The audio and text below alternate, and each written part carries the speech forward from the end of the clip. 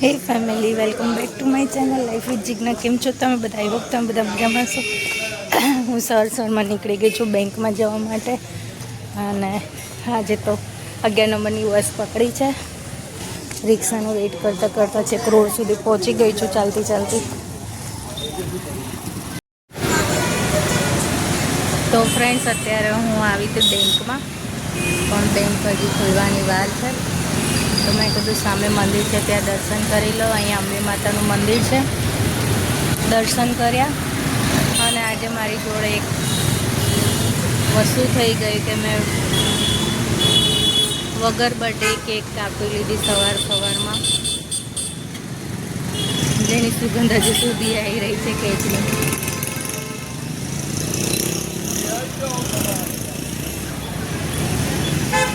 તમને લોકોને પણ મંદિરના દર્શન કરાવી દો. આ છે અમારા અહીંયાનું અંબે માતાનું મંદિર, જ્યાં અમે દર્શન કરવા આવીએ છીએ અવારનવાર.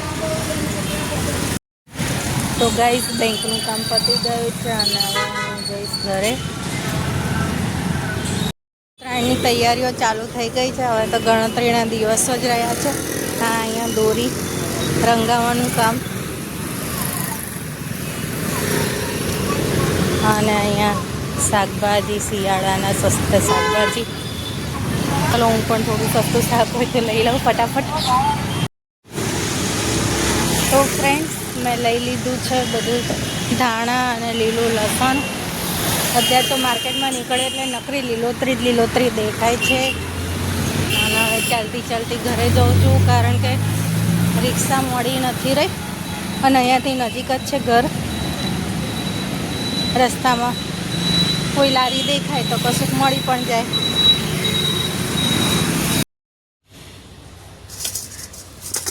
તો અત્યારે આવી ગયા છે પાછા ધાબે, અને આજનું કામકાજ લઈને આવ્યા છીએ પાલક અને લીલું લસણ.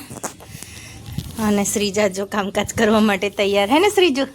તો શું કરીશ? ઊંઘું છું. તો બસ અત્યારે એ બધું કામ પતાવીએ. અને શિયાળામાં તો અડધો દિવસ તો આપણો આ સફાઈ કરવામાં જ જતો રહે, શાકભાજી સાફ કરવામાં.